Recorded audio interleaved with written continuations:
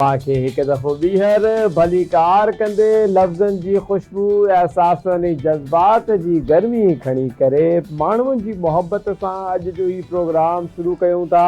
सुबुह जी थधिड़ी हीर वांगुरु उमेद जा रंग खणी हाज़िर थिया आहियूं। मां आहियां मुबशर हुसैन ऐं मूंसां गॾु आहे सबा अब्रो। उम्मीद कयां थी त नाज़रीन तव्हां सभु ठीकु हूंदा। सबा अब्रो जो बि सलाम क़बूल पवे ऐं नई सुबुह, नए टॉपिक्स, नए महिमाननि, नई शयुनि सां गॾु असीं ॿई तव्हांजे साम्हूं हाज़िर थिया आहियूं। मॉर्निंग विथ आवाज़ में हमेशह जीअं एनर्जेटिक पुरजोश ऐं पंहिंजो पैगाम तव्हां ताईं पहुचाइण ऐं तव्हांजा कुझु जेके मैसेजिस ईंदा आहिनि उहे पाण ताईं रसाई कराइण लाइ ऐं कुझु पाण में बहितरी, पंहिंजे प्रोग्राम में बहितरी आणण लाइ असीं तव्हां सां गॾु हूंदा आहियूं। छो त तव्हांजो ऐं असांजो साथ हूंदो, ईअं कनेक्ट हूंदासीं त अॻियां वधी सघंदासीं। बिल्कुलु ईअं ई आहे नाज़रीन। सुबुह सुबुह जो वक़्तु आहे, जीअं निकिरी आयो आहे ईअं असां बि निकिरी ईंदा आहियूं तव्हांजी टीवी स्क्रीननि ते, छो जो असांखे उमेद बि आहे, असांखे यकीन आहे तव्हां असां सां मोहबत ई एतिरी कयो था। अॼु सुबुह उथंदे ई तव्हां सभ खां पहिरियां जेको कमु कंदा हूंदा उहो आवाज़ टीवी लॻाए करे असांखे ॾिसंदा हूंदा। त यकीननि असांजो बि फ़र्ज़ु आहे त असां तव्हांजी सुबुह खे बहितर बणायूं, सुबुह खे फ्रेश बणायूं। नाज़रीन, ज़िंदगीअ जे हर रंग खे लफ़्ज़नि में तराशूं ऐं गॾिजी करे हिकिड़ी ख़ूबसूरत महफ़िल तयारु कयूं ऐं उहा महफ़िल अहिड़ी हुजे जेका यादगार बणिजी वञे। त हिकु दफ़ो ॿीहर भली कार कंदे प्रोग्राम जो आगाज़ करे चुका आहियूं। अॼु असां शुरू में जेका ॻाल्हि कंदासीं प्रोग्राम जे स्टार्टिंग में, आगाज़ में, उहो आहे हिकु दफ़ो ॿीहर टेक्नोलॉजी जो मैदान। छो जो टेक्नोलॉजी हिकिड़ी अहिड़ी शइ आहे नाज़रीन जेका रोज़ाने जी बुनियाद ते तब्दील थी रही आहे। यानी जेकॾहिं आम मिसाल वठी करे असां ॻाल्हि कयूं त तव्हां पंहिंजे मोबाइल ऐप खे ॾिसी वठो, रेगुलर बेसिस ते उहो को न को अपडेट तव्हां खां घुरंदा आहिनि। प्ले स्टोर तव्हांखे चवंदो आहे त भाईजान थोरो हाणे असांखे अपडेट करे वठो।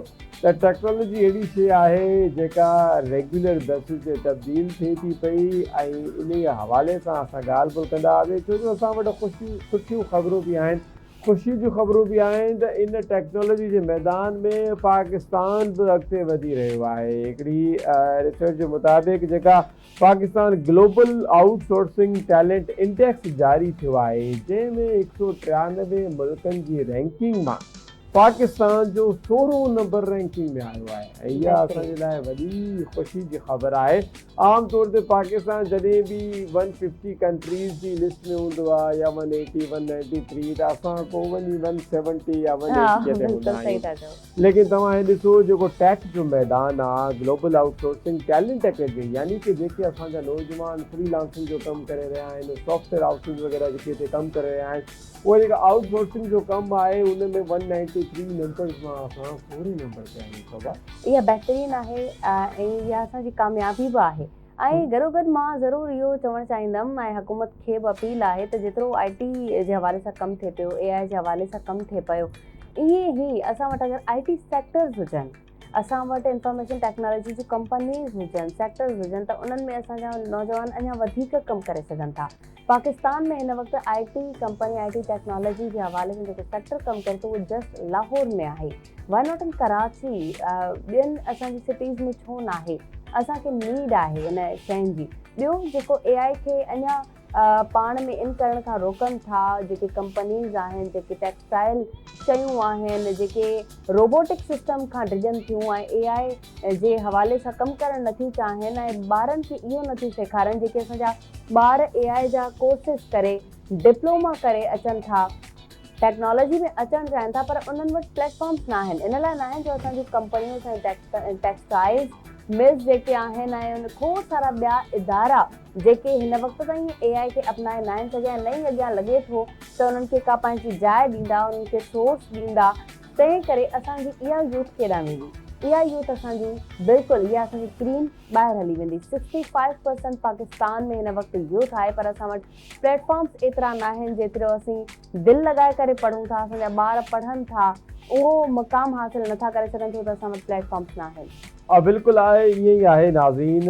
असीं ॾिसूं पिया पाकिस्तान जा जेके इदारा आहिनि, जेका हुकूमत आहे, उहा बि इन हवाले सां कमु करे रही आहे, लेकिन असीं सम्झूं था हे उहो कमु आहे जेको अॼु खां 5-10 साल पहिरियां स्टार्ट थी वञणु घुरिजे आहे। लेकिन कोई इशू न आहे, देरि आहे दुरुस्त आहे। ॻाल्हि इहा आहे ऐं हाणे लेटेस्ट जेका नई डेवलपमेंट पाकिस्तान जे अंदरि थी आहे उहा सेनेट मां हिकिड़ो बिल पास कयो वियो आहे। उहो बिल आहे त स्कूल लेवल ते कंप्यूटर प्रोग्रामिंग यानी लैंग्वेज जेका कंप्यूटर जी आहे C+ जावा लैंग्वेज जेका हूंदी आहे उहा बुनियादी तौर ते स्कूल लाइफ खां ई पढ़ाई वेंदी। यानी कि जॾहिं असांजा स्कूल में ॿार पढ़ंदा आहिनि ऐं जीअं उहो केमिस्ट्री पढ़ंदा आहिनि, फिज़िक्स पढ़ंदा आहिनि, मैथामेटिक्स पढ़ंदा आहिनि, आम तौर ते कंप्यूटर जो जेको सब्जेक्ट हूंदो हो उहो सिर्फ़ु इहो हूंदो हो त बाबा हे CPU आहे, हीअ मॉनिटर आहे, हीअ माउस आहे, हिन जो मां हीअं इस्तेमालु करे था सघो, कंप्यूटर हीअं ऑन थींदो आहे। त हाणे इहो सॼा जेके सबक़ हुया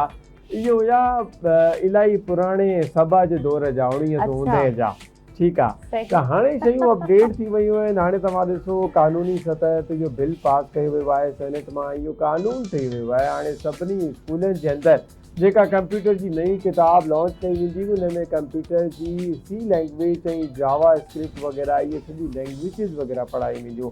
ऐं बुनियादी तौर ते असां जॾहिं सॉफ्टवेयर जी ॻाल्हि कंदा आहियूं, AI जी ॻाल्हि कंदा आहियूं त हुन में इहा लैंग्वेज इलाही ज़्यादा ज़रूरी हूंदी आहे। छो जो ॾिसो दुनिया इलाही ज़्यादा तरक़ी करे वई आहे त असांखे उन्हनि सां गॾु कुल्ले में मिलाए करे अञा अॻिते अचिणो आहे, असांखे पोइ न आहे अचिणो। हाणे दुनिया छा तरक़ी करे वई आहे, जेकॾहिं असां चीन जी ॻाल्हि कयूं, चीन जा शहर आहिनि शेंज़ेन, हांगकांग ऐं ग्वांगझू, हे त शहरनि जा नाला अहिड़ा आहिनि खणंदा आहियूं त वात में असांजो सूरु थी वेंदो आहे। त नाज़रीन हाणे उन्हनि जी जेकॾहिं असां ॻाल्हि कयूं उते जेके शॉपिंग मॉल्स आहिनि उहे कंप्लीटली तौर ते कैशलेस आहिनि। यानी उते पैसा खणी वञण जी तव्हांखे ज़रूरत ई न आहे। QR कोड स्कैन करे तव्हां पंहिंजा पैसा जेको आहे कैश कयो। वरी उन खां पोइ उते जेके सहूलियतूं आहिनि उते नंढी नंढी दुकाननि ते बि मोबाइल ऐप जे ज़रिए सामान घुराए थो सघे। यानी जेके रेड़े वारा बि आहिनि उहे बि मोबाइल एप्लीकेशन जे ज़रिए तव्हांजे घर डिलीवर कंदा। अच्छा मुबशर, इते मां तव्हांखे रोकींदमि, असांजे ब्रेक जो बि टाइम थियो आहे। टेक्नोलॉजी असां वटि खोड़ सारियूं आहिनि जेके असीं ॿुधाइण वञूं पिया, ॿुधाईंदासीं। ब्रेक खां पोइ नाज़रीन तव्हां सां कनेक्ट रहंदासीं मॉर्निंग विथ आवाज़ में।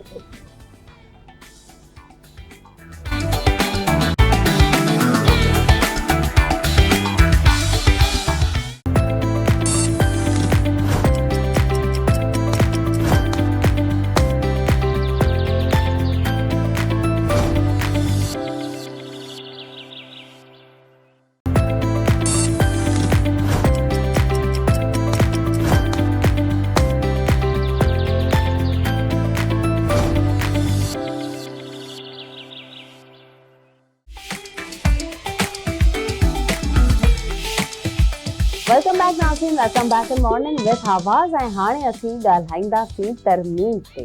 18वीं तरमीम ते न बल्कि असीं 28वीं तरमीम ते ॻाल्हाईंदासीं, जंहिंजा कुझु पॉइंट्स असां वटि मौजूदु आहिनि। असां वटि महिमान बि मौजूदु आहे, जल्दी जल्दी उन्हनि सां डिस्कस कंदासीं।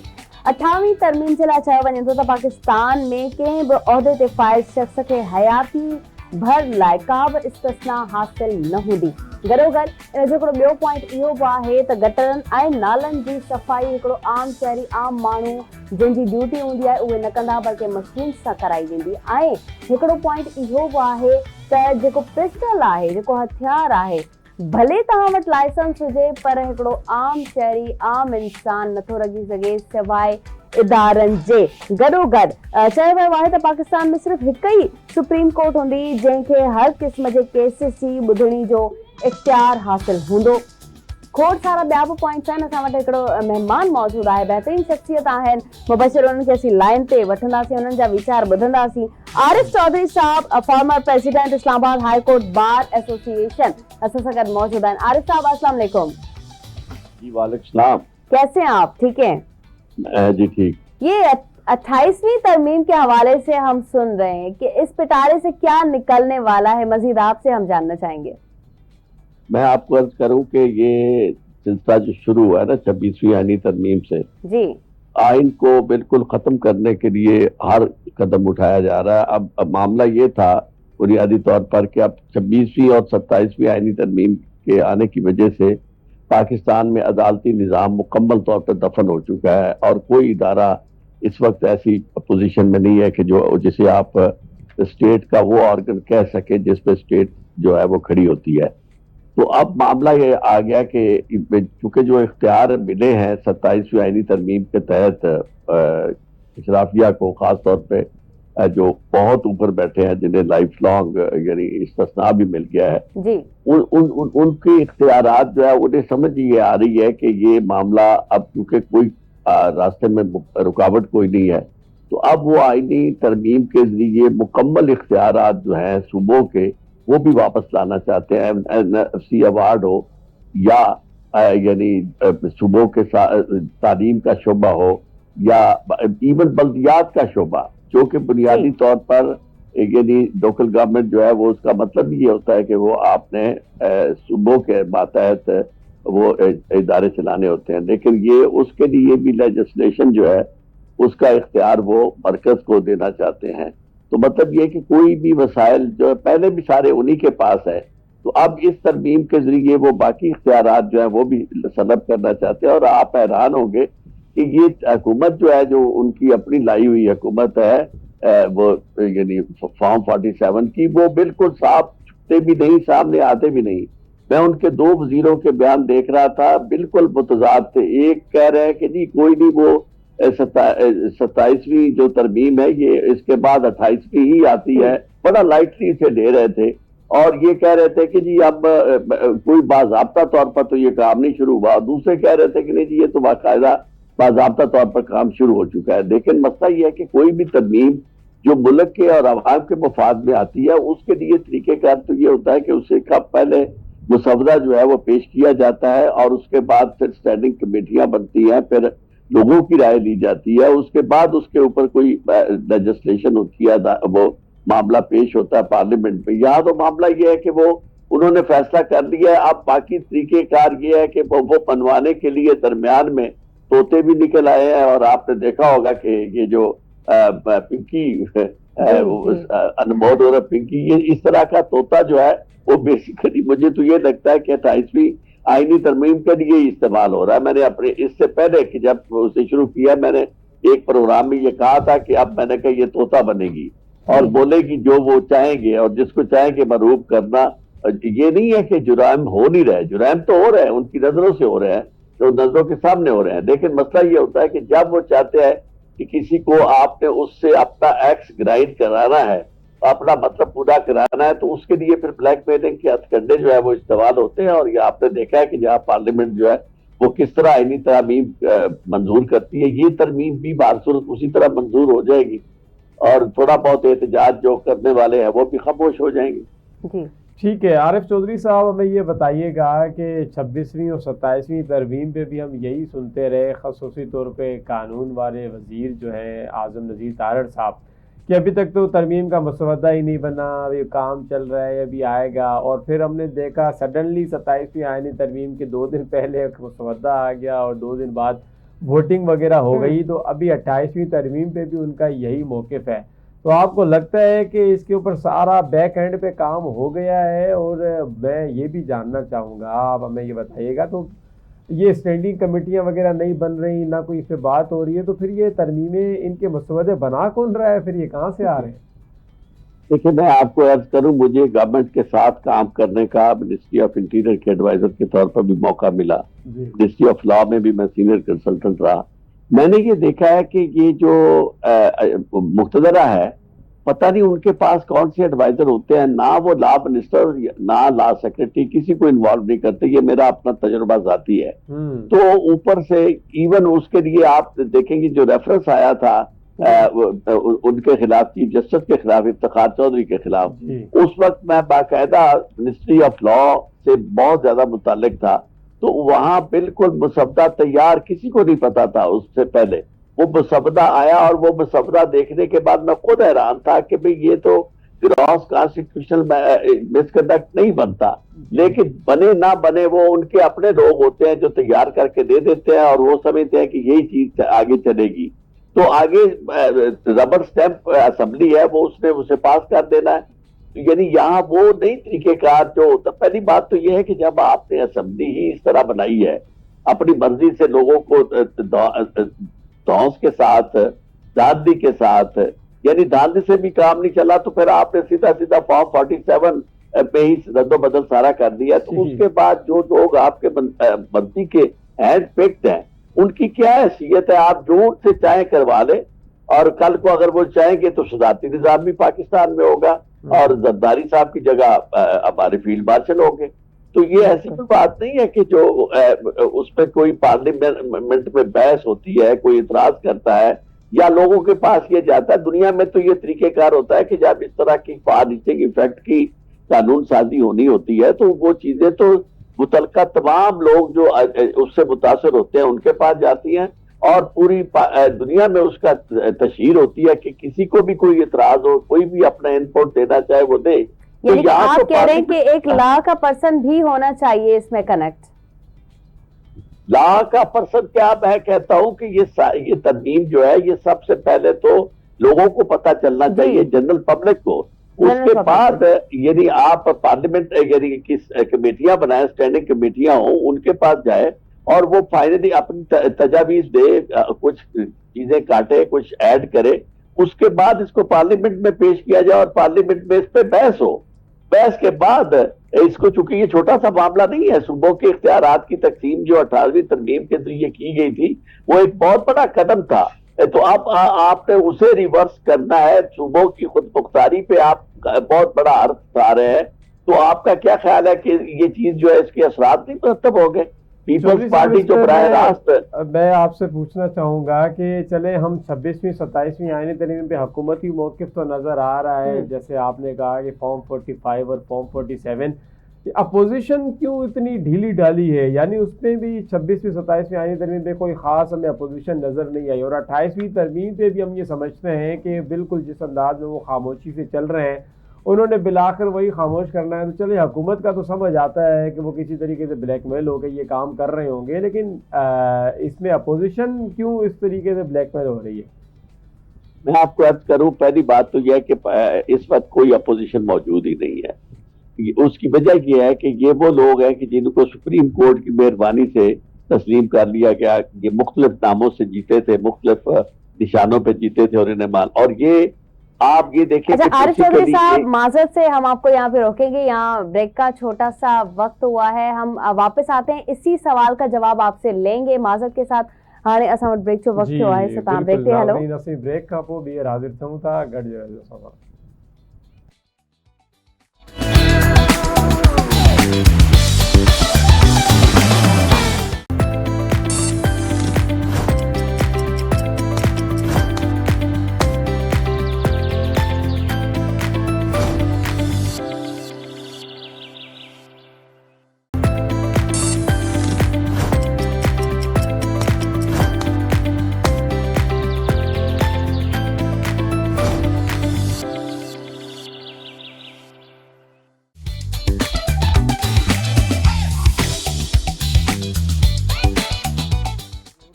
ادائیدہ سے جتھاں اساں پانچے سلسلے کے روکیو ہو سے بلیگار کندے اساں لائن پہ موجود ہیں عارف چودھری صاحب, تو انہوں نے ہلندا سے انہوں جو جواب کنٹینیو کرنا سے. عارف چودھری صاحب, ہم جاننا چاہیں گے جو اپوزیشن کے حوالے سے بات کر رہے تھے, بالکل اپوزیشن موجود تو نہیں ہے, لیکن جو اپوزیشن ملی ہے وہ بھی ایک نام اور ایک سلوگن کے علاوہ آگے بڑھ ہی نہیں رہی. میں آپ کو ایک عرض کروں, ایک بات ہم سب کو ذہن میں رکھنی چاہیے کہ یہ جو پی ٹی آئی کی نمائندگی وہاں پارلیمنٹ میں موجود ہے, یہ بیسیکلی ایک سٹاپ گیپ ارینجمنٹ ہے. پی ٹی آئی کو کی جو اصل قیادت ہے, جس نے پاکستان کے یہ نمائندگی کرنی تھی, وہ ساری کی ساری جیلوں میں موجود ہے. کسی کو 20 سال سزا ہو چکی ہے, کسی کو 10 سال ہو چکی ہے. وہ سارے کے سارے پارلیمنٹیرین جن کا ایکسپیرینس تھا, جو پالیٹیشن تھے, جنہوں نے لیجسلیشن کرنی تھی, جنہوں نے اپوزیشن, اگر وہ اپوزیشن میں بھی ہوتے تو انہوں نے اپوزیشن میں رول پلے کرنا تھا, وہ سب آپ نے بند کر دیے ہیں. اب یہ وہ لوگ ہیں بنیادی طور پر جن کو اس وقت صرف اس وجہ سے کہ کسی کو الیکٹ تو لڑنے نہیں دے رہے تھے الیکشن کمیشن, اور اوپر وہ چیف جسٹس جو بیٹھا ہوا تھا, تو اس وقت اس طرح کی بھی صورتحال بنی. یہ لوگوں نے ووٹ تو عمران خان کو دیا, اور عمران خان کی وجہ سے یہ لوگ آ گئے, لیکن ان میں سے آپ کو کوئی ایسا بندہ نظر نہیں آتا جو سوائے کا دیکھ کے جو منجا ہوا پالیٹیشین ہو. یہ تو وکیل ہے, وکیل باہر سے تو اس کی اپنی مجبوریاں ہوتی ہے, ضابطوں کے اندر رہ کے وہ باتیں کرتے ہیں.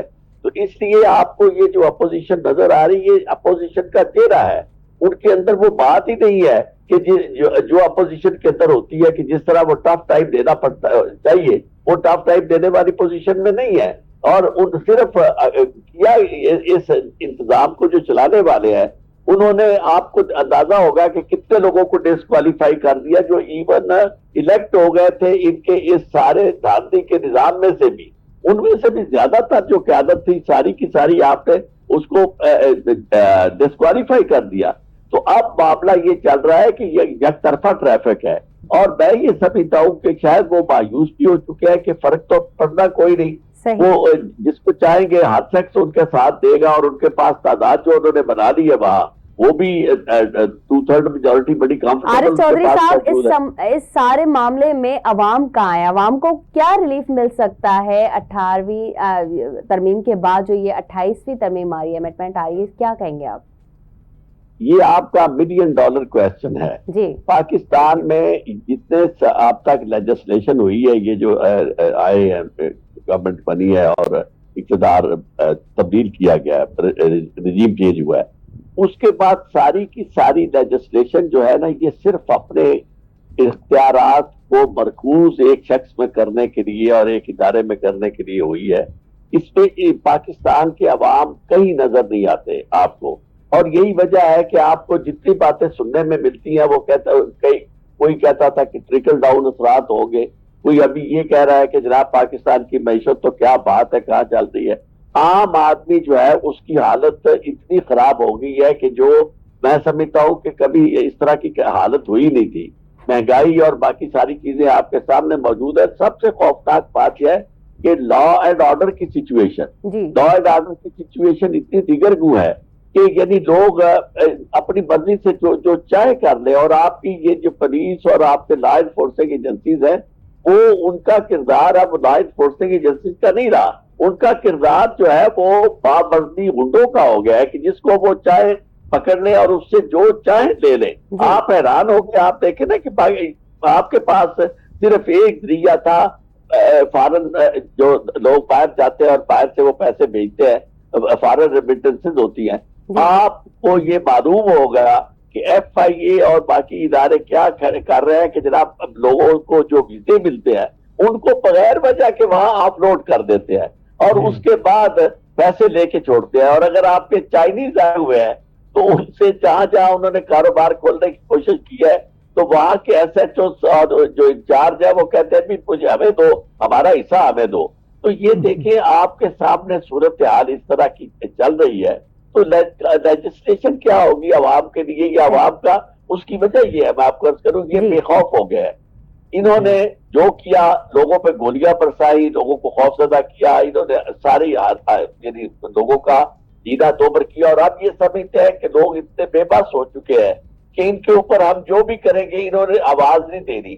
لیکن یہ بھول جاتے ہیں کہ یہ جو ہوتا ہے نا جب طوفان آتا ہے تو اس سے پہلے بالکل آواز تھم جاتی ہے, آواز نہیں یا پتہ نہیں چلتا کہ بھی کیا ہونے والا ہے.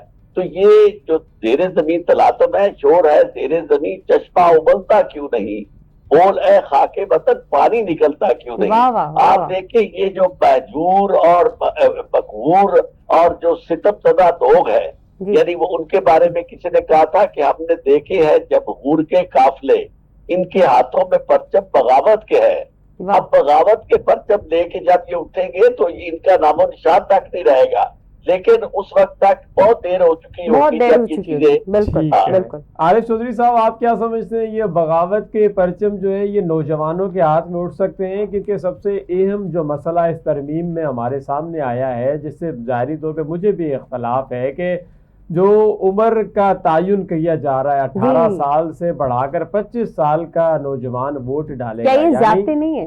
18 سال کا نوجوان نوکری بھی کر سکتا ہے, شادی بھی کر سکتا ہے, ہر چیز ووٹ کیوں نہیں ڈال سکتا لیکن وہ ووٹ نہیں ڈال سکتا. زیادتی نہیں ہے یار. میرا یہ خیال ہے کہ یہ تو نوجوانوں کے خطے میں ہاتھ ڈال رہے ہیں. پہلے آپ ذرا اندازہ کریں کہ یہ وہ رجیم ہے کہ جنہیں جہاں کہیں بھی نظر آئے نا کہ یہ شخص جو ہے یہ عمران خان کا حامی ہو سکتا ہے اس کو اس کی بیک کرنے کے لیے قوانین بناتے ہیں. اب دنیا میں کہیں نہیں ہے. آپ 18 سال کا نوجوان جو ہے وہ مکمل بالغ نوجوان ہوتا ہے اور ہر جگہ اسے رائٹ آف ووٹ بھی حاصل ہوتا ہے اور وہ اپنی زندگی کے فیصلے بھی کرتا ہے.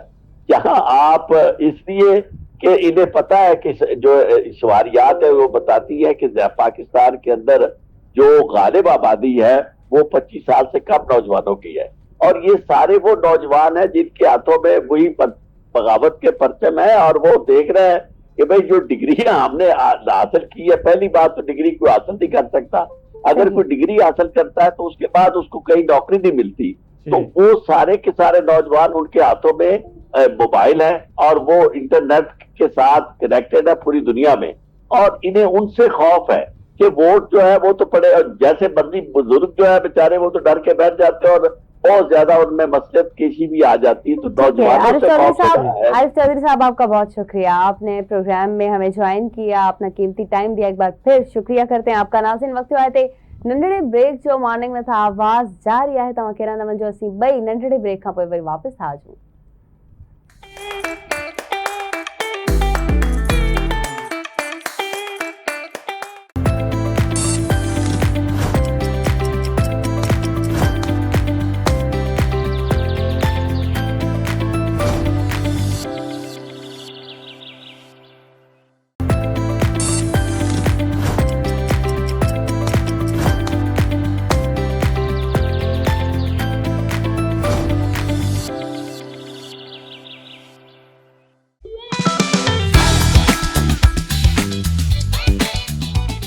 वेलकम बैक नाज़रीन, welcome back in morning with आवाज़। असीं तव्हां सां गॾु कनेक्ट आहियूं ऐं ज़बरदस्त चांहि पीती ऐं असीं न्यूज़ ॿुधियूंसीं ऐं कुझु सनसनीखेज़ हुयूं, कुझु नॉलेज जे लाइ न्यूज़ लाज़मी ॿुधणु खपनि, ऐं असांजा अक्सर माण्हू न्यूज़ ते ज़रूरु फोकस रखंदा आहिनि, कुझु ॾिसनि न ॾिसनि मुबशर पर न्यूज़ ॾिसंदा आहिनि। अहिड़ियूं कुझु न्यूज़ असां वटि हाईलाइट बि थींदियूं आहिनि त कंहिंजे लाइ कंहिं कमु करे वरितो, कंहिंजी कंहिं मदद करे वरिती, ख़ासि करे ईदुनि बारातुनि ते असीं हिक ॿिए जी मदद करण लाइ अॻियां वधंदा आहियूं, पर कुझु मुआशरे में असां वटि अहिड़ियूं शख़्सियतूं बि मौजूदु आहिनि जेके पाण ख़ुदा जे तरफ़ां उहे इनकम्पलीट चइजे शायदि त उहे बि हूंदा आहिनि, पर पाण खे कंप्लीट रखंदा आहिनि मुआशरे में, समाज में, पंहिंजे दोस्तनि में, पंहिंजे यारनि में, पर कंप्लीट खां अॻियां हली करे बि कमु कंदा आहिनि, यानी कि ॿियनि जी ख़िदमत कंदा आहिनि। हिकिड़ो अहिड़ो शख़्स असांजे बिरादरी में, असांजे समाज में, असांजे मुआशरे में मौजूदु आहे मुबशर। जी बिल्कुलु ईअं ई आहे नाज़रीन, इहा इलाही वॾी ॻाल्हि हूंदी आहे। अलाह साईं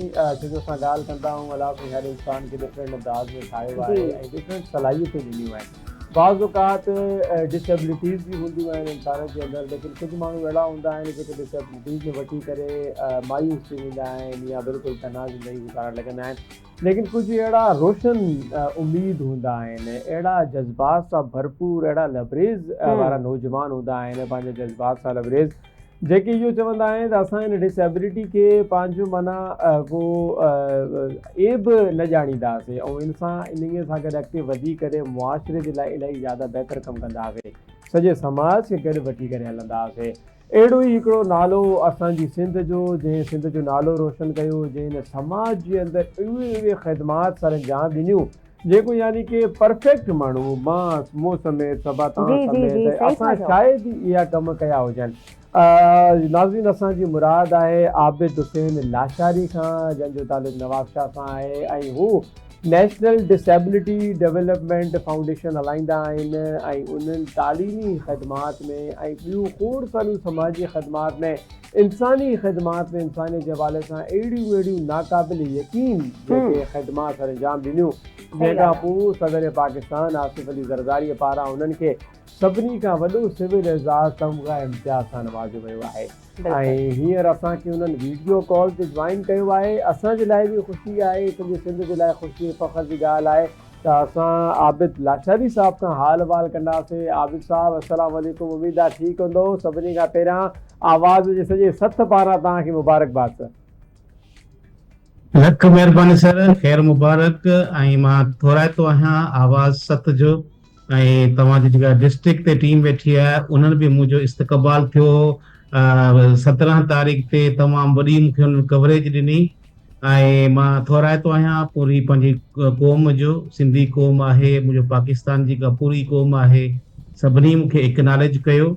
तव्हां ॾिसी सघो था मुंहिंजी ॿिनि हथनि जी माज़ूरी आहे। नंढपण में खेॾंदे खेॾंदे थींदो आहे कि खॾु खोटलो हिकु खॾो हुयो जंहिंमें गंद वग़ैरह किचिरो साड़ींदा आहिनि घर में, तव्हां ख़बर बरहाड़ी जा माण्हू आहियो, जी ऐं उहो किचिरो त सड़ियो पिए 2-3 ॾींहंनि खां, पर बाहि विसामजी वई अंदरि।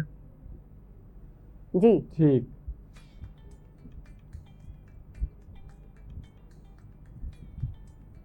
आबिद साहब, तव्हांजो आवाज़ असां वटि नथो पहुचे, तव्हां पंहिंजे माइक खे क्लिक कयो हिकु दफ़ो। माइक जी मुंहिंजे जी तरफ़ां ई जी था वञे हाणे पियो, अचे ॾिसो पियो आवाज़। जी आवाज़ तव्हां करे। कंटिन्यू कयो प्लीज़। जी जी मां थोरो वेझो थियां थो। इहो आहे त मां पंहिंजी माज़ूरी जो बयानु पियो करियां त जीअं माण्हुनि खे, नाज़रीन खे ख़बर पवे त ॿिए हथ सड़ी वञण खां पोइ हर मुआशिरो चवे थो त हीउ माज़ूर ॿार छा कंदो। जी जीअं त शुरूआत में ॻाल्हि थी त माण्हू आम तासर हूंदो आहे त इनकम्पलीट माण्हू थी वियो, पर असांजो जेको हिकिड़ो यकीन आहे त जेको बि अलाह साईं इंसान पैदा कयो आहे उहो कंप्लीट हूंदो आहे। ऐं ॾिसो मुनफ़रिद थी सघे थो, पर इनकम्पलीट असां हुनखे न चवंदासीं। जी मुंहिंजी बि ॾिसो हिकिड़ो इनफरादियत थी वई, मुंहिंजा हथ उहे न आहिनि जीअं तव्हांजा हथ आहिनि, पर वरी बि मौक़े अलाह साईं कीअं ॾियारिया। बाहि हणण खां पोइ मुस्तक़िल माज़ूरी ज़रूरु थी वई, पर मुंहिंजी अमड़ जेका आहे उनखे अलाह साईं एतिरो अक़ल ॾिनो, ऐं उहा पढ़ी लिखी बि कान्हे का, थेरापिस्ट बि न आहे, पर हुन मुंहिंजी पूरी बहाली कई। जीअं थेरापिस्ट हूंदा आहिनि, फिजियोथेरापिस्ट आहे, साइकोथेरापिस्ट आहे, ऑक्यूपेशन थेरापिस्ट आहे। मुंहिंजा हथ न हुजण जे करे मूं ते ऑक्यूपेशन थेरापी जो सॼो प्रोसेस थियो, जीअं मां पंहिंजे हथनि सां उहो कमु वठी सघां।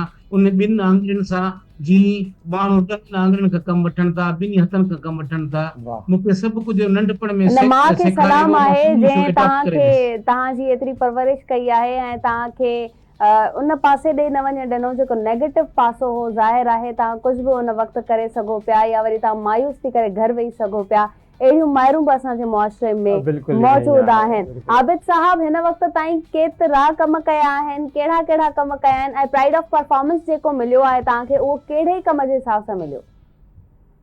जी, नंढपण में जॾहिं वरी ॾिसो न 2 हथनि सां असां कलम पकड़णु उस्ताद सेखारियो, पढ़ी वियासीं। हुन खां पोइ मां हिकिड़ो माज़ूरनि जो इदारो ठाहियो, माज़ूर जो दोस्त गॾिजी नवाब शाह डिसेबिलिटी फोरम ठाहियासीं, माज़ूरनि जे हक़नि ते ॻाल्हि कंदासीं, हक़ ॾियारियासीं। पोइ हिकिड़ो ज़हनी माज़ूर ॿार जेके आहिनि, जीअं मुंहिंजी बहाली थी, मूंखे ख़्यालु आयो कराची में रिहेबिलिटेशन जा सेंटर आहिनि, पर नवाब शाह, लाड़कानो आहे, जेकबाबाद आहे, परे जा जेके शहर आहिनि सिंध जा, उते का बि असांखे फिजियोथेरापी न थींदी हुई, psychotherapy, speech therapy, occupation therapy. मां हिकु रिहेबिलिटेशन सेंटर सिंध गवर्नमेंट जे तावन सां, CDP तावन सां ऐं प्लानिंग एंड डेवलपमेंट जे तावन सां हिकु नवाब शाह में खोलियोसीं। उहो एॾो कामयाबु पियो। तव्हांखे ख़बर आहे सिंध जोग्राफिया जे हवाले सां नवाब शाह मर्कज़ में अचे थो, विच में अचे थो, ऐं मुख़्तलिफ़ ज़िलनि खे असां नवाब शाह ॾाढो वेझो आहे। उहो 100 ॿारनि खे physiotherapy, speech therapy, occupation therapy मुफ़्त ॾियणु शुरू कई। उहो ॾाढो असांजो कामयाबु हुयो। हुन खां पोइ वरी सिंध हुकूमत जो नओं डिपार्टमेंट 2018 में ठही वियो, डिसेबिलिटी जो department of empowerment of person with disability. हुन बाक़ाइदा असांजे सॼे कम खे एडॉप्ट कयो सिंध हुकूमत। लाड़काने में सेंटर खोलियोसीं, पंहिंजे गुलशन हदीद में, हैदराबाद, गुलिस्तान जौहर। हींअर बि मां गुलशन हदीद मां तव्हां सां राब्ते में आहियां, सुबुह नवाब शाह खां आयो आहियां। हिते असां वटि 700 ॿार आहिनि पूरे 5 सेंटर ते, जिन खे असां ज़हनी माज़ूर ॿारनि खे बहाल कंदा आहियूं।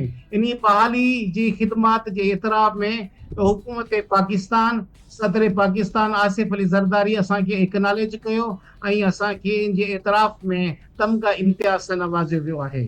बिल्कुलु ठीकु आहे, बहितरीनु आहे। आबिद लाशारी साहिबु, तव्हां असां सां गॾु कनेक्ट रहिजो, तव्हां सां ॻाल्हि ॿोल करे असांखे बि मज़ो अची रहियो आहे। तव्हांजे अचीवमेंट्स असां चाहियूं था सॼी सिंध ताईं पहुचायूं, लेकिन हिते असां थोरी साई वठंदासीं। हिकिड़ो ब्रेक जो टाइम आहे, ब्रेक खां पोइ तव्हां सां ॻाल्हि ॿोल जो सिलसिलो हितां ई शुरू कंदासीं। नाज़रीन, थोरी साई पटी करे हिकु दफ़ो वरी हाज़िर थियूं था। आबिद लाशारी साहिबु, मां मुबशिर हुसैन, सबा आवड़ो हिते ई मौजूदु आहिनि। वापसी अचो।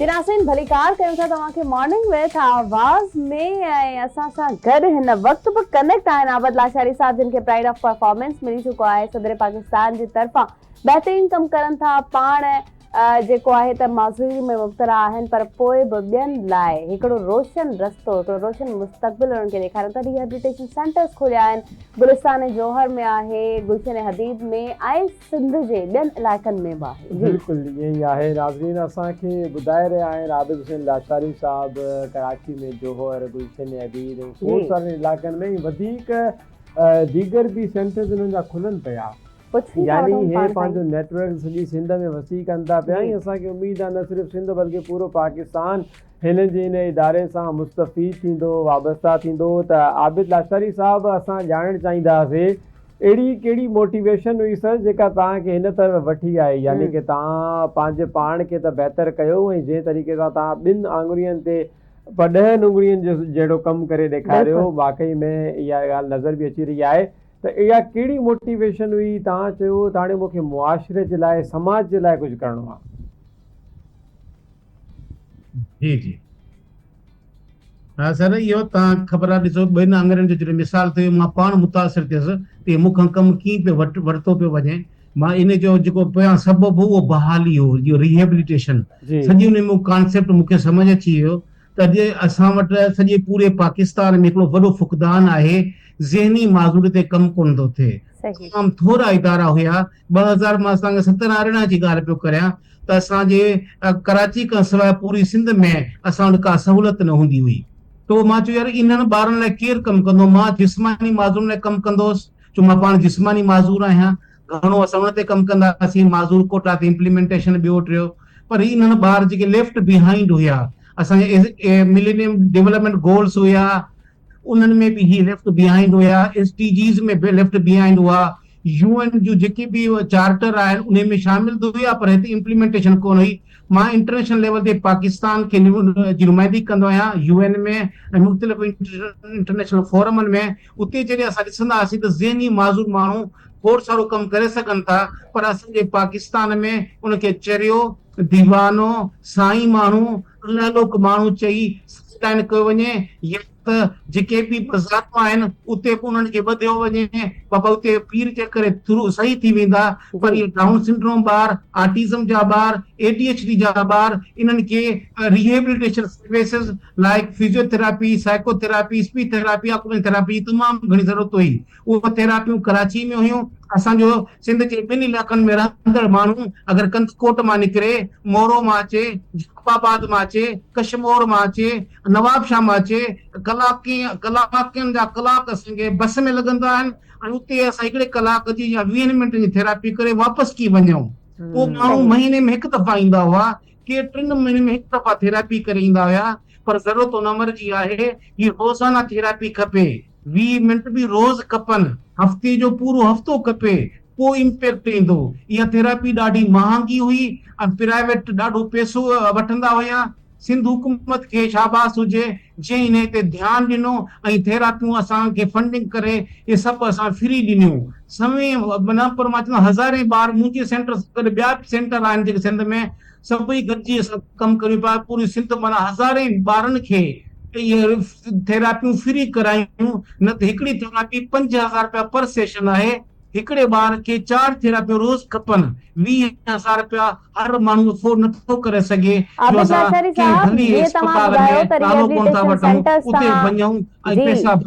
हुकूमत सां गॾिजी तव्हां रिहेबिलिटेशन सेंटर्स शुरू कया आहिनि आबिद लाशारी साहब मां इहो पुछणु चाहियां पई छा पिया सम्झो त फिजियोथेरेपिस्ट ऐं साइकोथेरेपिस्ट जी हिन वक़्तु सिंध जे ॿियनि इलाइक़नि में केतिरी ज़रूरत आहे कराची खां अलावा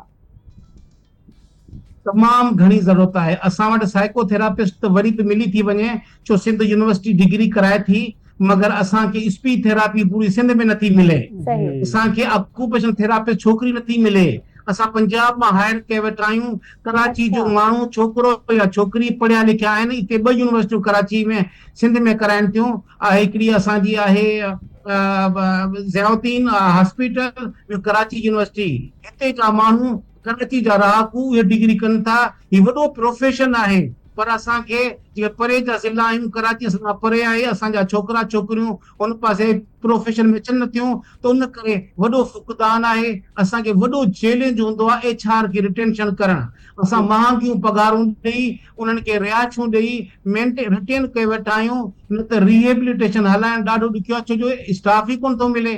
पर असां गुज़ारिश कंदासीं सिंध हुकूमत खां त खैरपुर यूनिवर्सिटी असां वटि आहे, सखर में यूनिवर्सिटियूं आहिनि, शिकारपुर आहे, नवाबशाह में आहिनि, जामशोरो आहिनि। इन्हनि में जेकर इहा डिग्रियूं कराए वञनि साइकोथेरापी जी, ऑक्यूपेशनल थेरापी, स्पीच थेरापी, खोड़ सारा असांजा ॿार जेके डॉक्टर नथा थी सघनि, इंजीनियर नथा थी सघनि, सभिनी खे गुज़ारिश कंदी। हीउ तमामु वॾो प्रोफेशन आहे ऐं हिन जो हींअर वॾो स्कोप आहे। ॿारला जेके थेरापी इन में थेरापिस्ट थी विया, इन्हनि खे नौकिरी जी वज़ीर आला मुराद अली शाह साहब हाणे रिसेंटली हैदराबाद में चयो, माण्हुनि खे ग़लति फ्रेम कयो त बाबा नौकिरी तव्हांखे पाण ॻोल्हींदी। इन जो सही इहो चयो त ऑक्यूपेशनल थेरापी करियो, स्पीच थेरापी करियो, इन जी ॾाढी डिमांड आहे। इहा तव्हां कंदो त डॉक्टर इंजीनियर न खपनि, इहा कंदो तव्हांखे नौकिरी ॻोल्हींदी। हक़ीक़त असां जहिड़ा इदारा हिते 10-15 इदारा सिंध में आहिनि जेके ॻोल्हींदा वतन त असांखे कोई स्पीच थेरापिस्ट मिले, ऑक्यूपेशनल थेरापिस्ट मिले, साइकोलॉजिस्ट सुठो मिले। तो असां चाहींदासीं त इहो वॾो स्कोप आहे। सॼी सिंध में फुक़दान आहे, चंद ज़िलनि में थेरापी सेंटर आहिनि। असांखे मिठी में न मिलंदो, तव्हांखे मीरपुर ख़ास में न मिलंदो।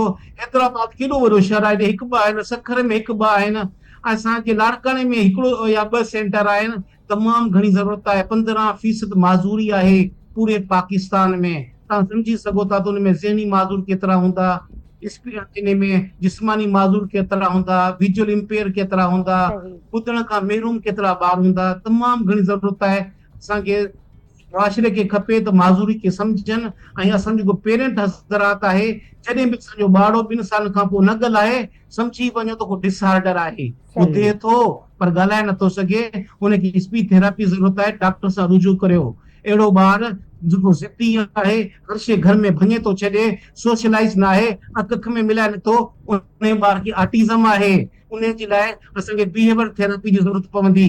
अहिड़ा ॿार जंहिंजा संध कमु नथा कनि, जोड़ नथा कमनि, उनजो पोस्चर कुॿो आहे, उहे हिकिड़ो सॼो हिसो कमु नथो करे, उनखे फिजियोथेरापी सां कराइणी पवंदी। अहिड़ा ॿार पाण मानी नथा कनि, अॻिठ नथा ॿधे सघनि, कपिड़ा नथा पाए सघनि, वॉशरूम यूज़ नथा कनि, उनखे असांखे ऑक्यूपेशनल थेरापी करणी पवंदी। ईअं कंदासीं असांजा ॿार बहाल थी वेंदा ऐं मुआशिरे जे हर कम में पंहिंजो किरदारु अदा करे सघंदा। बिल्कुलु ठीकु आहे। आबिद साहब, असांखे इहो ॿुधाइजो, जेके तव्हांजा रिहेबिलिटेशन सेंटर आहिनि, इते जस्ट ॿारनि जे लाइ ई इहो सॼो निज़ाम आहे, या बाज़ औक़ात अहिड़ो ईअं ई थींदो आहे जीअं तव्हां एहतियाती तदबीर बि ॿुधाई त 2 सालनि ताईं जेकॾहिं तव्हां नथा करायो, वरी ॿारु वॾो थो थी वञे, पोइ बाज़ औक़ात माण्हुनि खे अंदाज़ो थींदो आहे त यार हिनखे कंहिं शइ जी थेरापी जी ज़रूरत आहे। जेके वॾी उमिरि जा माण्हू आहिनि, उन्हनि जी बि थेरापी अव्हांजे सेंटर्स में हले पई? न, वॾनि जी असां वटि कान्हे का, असां सिर्फ़ु नंढा रखंदा आहियूं, छो हीअ जेका थेरापी आहे न, ॾिसो हीअ नंढे ॿार ते जल्दी असर करे थी। जेतिरी नंढी उमिरि हूंदी, असां चवंदा आहियूं अर्ली डायग्नोज अर्ली इंटरवेंशन। पहिरियां ॿार डायग्नोज न थींदो त असां हुन ते इंटरवेंशन न करे सघंदासीं, उनखे थेरापी मुहैया न करे सघंदासीं, त हिन ॿार खे उहो फ़ाइदो न थींदो। 17 साल जे अंदरि अंदरि असांखे थेरापियूं कराइण, पर 10 खां 12 साल 10-12 साल खां बिलो उमिरि हूंदी त जल्दी ॿार इम्पैक्ट ॾींदो, न त वॾो थींदो त हुनखे 15 खां 20 साल लॻंदा। असांजो जेको नंढो ॿारु ॻाल्हाए नथो, इहो 2 सालनि में ॻाल्हाए सघे थो, जेको मुसलसल हुनखे असां थेरापी करायूं। ॿियो तव्हांखे ख़बर आहे 30 लख रुपए जेको आलो लॻंदो आहे कन जे अंदरां, उन में चाहे गवर्नमेंट उनखे डोनेट कंदी आहे, अस्पताल लॻाइनि थियूं, उनखे बि बिफोर आले खां बि स्पीच थेरापी खपे, आफ्टर बि थेरापी खपे, स्पीच थेरापी। न 30 लख रुपया डोनेशन बि ॿुॾी वेंदो, ॿारु ॻाल्हाईंदो कोन, सिर्फ़ु हीअ तार लॻी पई हूंदी। ऐं असां चाहींदासीं कोकुलर इम्प्लांट चइबो आहे हिनखे। असां इन लाइ कोशिशि करियो, लॾो बि खणी वञो पंहिंजे शहर मां, कंहिं वेझे शहर में वञो जिते तव्हांखे स्पीच थेरापी मिले। हिन ॿार जी ज़िंदगी सां खेॾणो न आहे। गुलनि जहिड़ा ॿार आहिनि, इन लाइ इन्वेस्ट करियो। घर छॾिणो पवे त बि छॾियो, असांजो हिकिड़ो मैसेज आहे। कि रिहेब सेंटर खां सवाइ न त सॼी ज़िंदगी ॿार कोन ॻाल्हाए सघंदो। इलाही पेनल थी इलाही वेंदो इलाही असां इम्पोर्टेंट ॻाल्हि आहे त ॻाल्हि आहे। तव्हांखे पंहिंजो घर बि छॾिणो पए त छॾियो पर ॿार जी ज़िंदगी इहे ई बचायो। आहे। ऐं खोड़ सारियूं जी। फैमिलीज़ असां ॾिठियूं आहिनि जेके इन्हनि शयुनि खे सीरियस न वठी बिल्कुलु ॿारनि खे छॾे सही था ॾींदियूं चओ। आहिनि हाल खोड़ में। सारा सवाल आहिनि पर छा कयूं त असांखे हिननि खे ख़ुदाफ़िज़ बि चवणो आहे, ब्रेक ते हा, वञिणो आहे। आबिद बिल्कुलु। लाचारी साहब तव्हांजी महिरबानी, तव्हां असांखे प्रोग्राम में जॉइन कयो। बिल्कुलु नाज़रीन, बिल्कुलु। अवां ॾिसी रहिया आहियो आबिद हुसैन लाशारी साहब इलाही सुठे नमूने में पंहिंजूं ख़िदमात बि ॿुधायूं ऐं असां हुननि जे ज़रिए तव्हां ते पहुचायूं बि। उन्हनि असांखे टाइम ॾिनो, ख़ुसूसी तौर ते दिलि त न पियो चाहे असां उन्हनि खां जी। इजाज़त वठूं, लेकिन वक़्तु दस्तूर हलणो पवंदो आहे। असीं हिकु दफ़ो ॿीहर हाज़िर थियूं था कुझु देरि साईं पटे करे।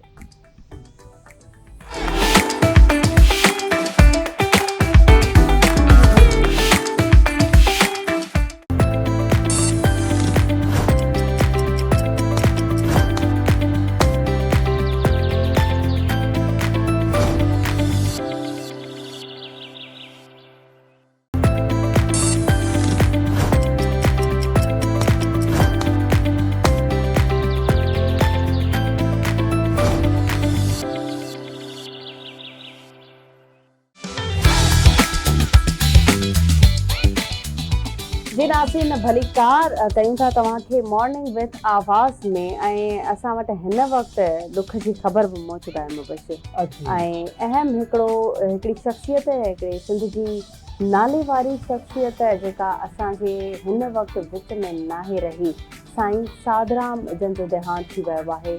सिंगापुर में इलाज दौरान उन्हनि जो देहांत थी वियो ऐं कुझु देरि बाद या अॼु के ॾींहं में उन्हनि जी बॉडी हिते पहुचंदी ऐं समूरियूं जेके आहिनि रस्मूं हिते अदा कयूं वेंदियूं बकौल उन्हनि जी फैमिली जे। ऐं हिकिड़ो वॾो हाल आहे जेको शायदि कॾहिं भरिजी न सघे। कुझु अहिड़ियूं शख़्सियतूं असांजे विच मां हलियूं वेंदियूं आहिनि जिन खे यादि कंदे कंदे असांजी ज़िंदगी गुज़री वेंदी आहे। सूफ़ी माण्हू जेके आहिनि असांजी हूअं बि सोसाइटी में घटि आहिनि ऐं हूअं बि वरी ही जेके लॉस थी वञनि था इहे पुर नथा थी सघनि। बिल्कुलु इहो ई आहे नाज़रीन। इलाही घटि शख़्सियतूं आहिनि जेके मज़हब ऐं दीगर शयुनि खां बालाए ताक़ रखे ख़िदमत इंसानियत में मसरूफ़ हूंदियूं आहिनि। ऐं सिंध जी जेकॾहिं ॻाल्हि कजे त सिंध वरी अहिड़ियुनि शख़्सियतनि जे हवाले सां मालामाल आहे।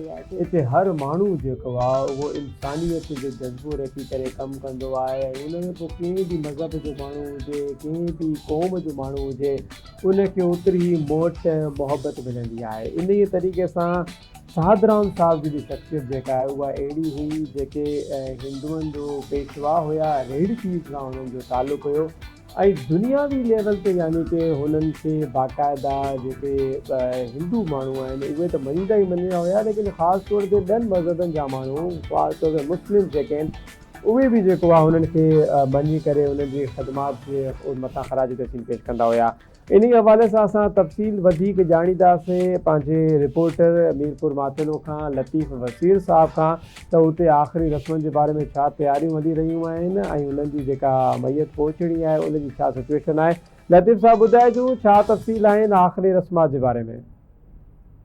वॾी महिरबानी साईं। हिन वक़्तु जेका रेड़की दरबार आहे उनजो जेको गादी नशीन आहे साईं साधराम, उहो त दयानत करे वियो आहे ऐं उन सां गॾु हिन वक़्तु उते उनजा जेके मुरीद आहिनि जीअं ख़बर पई आहे त उहे वॾी तादाद में अक़ीदतमंद उते जेके पहुचणु शुरू थी विया नी ऐं हू हुनखे जेको आहे जिगर जो आरज़ी बीमारी में मुब्तला हो जेको वॾी अॻु में हिनखे सीरियस कंडीशन में इंडिया जे शहर सिंगापुर में वियो जिथे हू राति देरि जेको आहे हू वफ़ात करे वियो आहे। अहिड़ी तरह हिते ख़ासि तौर ते जेका मंदर में जेका शइ ॾिसण वटि आई आहे त उते सिर्फ़ु हिंदू न ॿिनि मज़हबनि सां तालुक़ु रखंदड़ माण्हू वॾी तादाद में उते मौजूदु नी ऐं उनखे हिकु पुट ऐं 3 न्याणियुनि जी औलाद हुई। 63 साल उनजी जेका उमिरि हुई। ख़ासि तौर ते घोटकी ज़िले जी हवाले सां जेकी ॻाल्हि कजे त उन केतिरियूं अहिड़ा खिलाई कमु कया, चाहे मुस्लमान हुजनि या ॿियनि माण्हू मज़हब जा माण्हू वेंदा त उन्हनि सां इंसानियत वांगुरु प्यारु कंदड़ हिकिड़ो शख़्सियत हो ऐं उन सां गॾोगॾु अॼु वॾी तादाद में जेके हिंदू नी उहे उते पहुचणु शुरू थी विया आहिनि। कारोबार जेको आहे मुकमल तौर ते बंदि थी चुको आहे। उन सां गॾु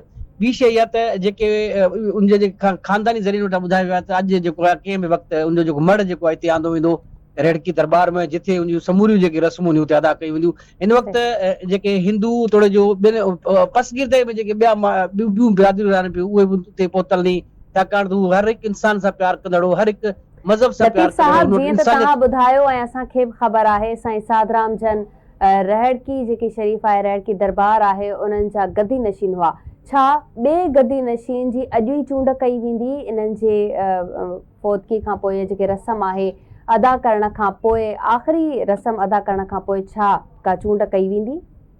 वक़्त खां अॻु में कुझु बि नथो चई सघिजे, छाकाणि त अॻु में जॾहिं साईं साधराम खे गादी ते इन ते मुक़ररु कयो उन वक़्तु बि इन्हनि जे ख़ानदानी इख़्तिलाफ़ हुया। हिन वक़्तु हुनखे हिकु पुटु आहे, ॾिसजे त 3 ॾींहंनि खां पोइ इहे हिननि जूं रस्मूं अदा कयूं वेंदियूं, गादी नशीन सिलेक्ट कयो वेंदो, चूंडियो वेंदो, पोइ उनमें उन्हनि जा जेके सिंध अंदरि जेके मुख़्तलिफ़ जेके हिंदुअनि जा जेके गादियुनि जा जेके अॻुवान आहिनि उहे बि हिते ईंदा, उनखां पोइ मुरीद हूंदा, पोइ उते जेको आहे इहो डिसाइड कयो वेंदो त कंहिंखे जेको आहे सिलेक्ट कजे, कंहिंखे जेको आहे गादी नशीन चूंडिजे। पर इहो 3 ॾींहंनि खां पोइ इहो थींदो। 3 ॾींहं ते हाल फ़िलहाल हिन वक़्तु जेके नी उन्हनि वटि ॾुख जी सूरत हाल आहे, 3 ॾींहं उते वेंदा, उनखां पोइ इहो इन जो फ़ैसिलो उतां जी जेका पंचायत आहे या उन जा जेके हिंदू बिरादरी जा जेके मुरीद आहिनि। ठीकु आहे लतीफ़ अतीफ़ साहब, तव्हांजी वॾी महिरबानी, तव्हां असांखे अपडेट ॾिनी। नाज़िन ॾाढी ॾुख जी ऐं अफ़सोस जी ख़बर आहे। मुबशिर अहिड़ा हीरोज़, अहिड़ा रोल मॉडल, अहिड़ा सूफ़ी माण्हू, अहिड़ा बुज़ुर्ग माण्हू, अहिड़ा इंसानियत खे तरजीह ॾींदड़ माण्हू असां वटि हूअं बि घटि आहिनि। बिल्कुलु ईअं ई आहे नाज़रीन, इलाही माण्हू घटि हूंदा आहिनि जेके ख़िदमत इंसानियत जो जज़्बो रखंदा हुजनि। ऐं जीअं असां पहिरियां बि ॻाल्हि कई, सिंध में असांखे अहिड़ियूं शख़्सियतूं खोड़ सारियूं नज़र ईंदियूं आहिनि जेके पंहिंजे दिलनि में ख़िदमत इंसानियत जे जज़्बे सां लबरेज़ रखी करे उहे नज़र ईंदियूं आहिनि। कुझु देरि पहिरियां तव्हां ॾिठो सिंध जो रोशन चहिरो आबिद हुसैन लाशारी, जंहिंखे सदर पाकिस्तान जे जेको आहे उन्हनि तमग़ा इम्तियाज़ सां नवाज़ियो। वरी हाणे उन खां पोइ असां ॻाल्हि करे रहियासीं साधराम जे हवाले सां, जंहिंजो देहांत थी वियो आहे साईं जन जो, ऐं सिंगापुर में उहो इलाज जे लाइ मौजूदु हुया, लेकिन उते जेको आहे उन्हनि जो इलाज जो मुकमल सिलसिलो थियण खां पोइ देहांत करे विया आहिनि। ऐं अॼु ई हुननि जी जेका मुड़ आहे उहो पाकिस्तान पहुचंदो, जंहिंखां पोइ रस्मूं अदा कयूं वेंदियूं। नाज़रीन, अॼु असां प्रोग्राम में मुख़्तलिफ़ उनवाननि ते ॻाल्हि ॿोल कईसीं, मुख़्तलिफ़ मौज़ू ॻाल्हाए करे तव्हां पर मुबशिर हिकिड़ो मौज़ू त असांजो रहिजी वियो हुयो ऐं असीं डायरेक्टर सां बि शिकायत कयूं था त असांखे अॼु थोरो घटि टाइम मिलियो आहे। असीं टेक्नोलॉजी ते जॾहिं शुरूआति कईसीं त असांजो खोड़ सारियूं ॻाल्हियूं, मां त शुरूआति ई न कई हुई, मां केॾा कया पंहिंजा पॉइंट्स आहे, मां सुभाणे हिनखे ई कंटिन्यू कंदमि, छो न सुभाणे हिनखे कंटिन्यू कजे। मुंहिंजे ख़्याल सां बिल्कुलु करणु घुरिजे, लेकिन हिन जो इज़हार हिकु दफ़ो ऑडियंस खां बि वठी छॾिजे त तव्हां पंहिंजी राय जो इज़हार ॾिजो सोशल मीडिया ते कॉमेंट्स में त तव्हां सुभाणे जे लाइ टेक्नोलॉजी जे मौज़ू ते ॻाल्हि ॿुधण था चाहियो, या मूं वटि बि 2-3 मौज़ू आहिनि, मां उहे सभा खे ॿुधाईंदो आहियां, लेकिन हे अलाए जो मञी न आहे, हिननि जे मथां न आहे ॻाल्हि करणी, हिन जे मथां अलाए छो। त नाज़रीन, उहे बि इलाही इंट्रस्टिंग जेके आहिनि मौज़ू आहिनि, उन जे मथां बि तव्हां सां ॻाल्हि ॿोल कंदासीं। लेकिन फ़िलहालु वक़्तु थियो आहे वञण जो, असांखे वञिणो पवंदो। तव्हां बि वञो, पंहिंजा कमकार कयो, यको वेही करे भला टीवी ते असांखे ॾिसंदो हुया। तव्हांजी वॾी महिरबानी, तव्हां टाइम ॾिनो, तव्हां असांखे ॾिठो, असां तव्हां सां हाल अहिवाल कया, ऐं मूंखे मुबशिर हुसैन ऐं सभा आपड़ो खे ॾियो इजाज़त। सिंध सलामत, साथ सलामत।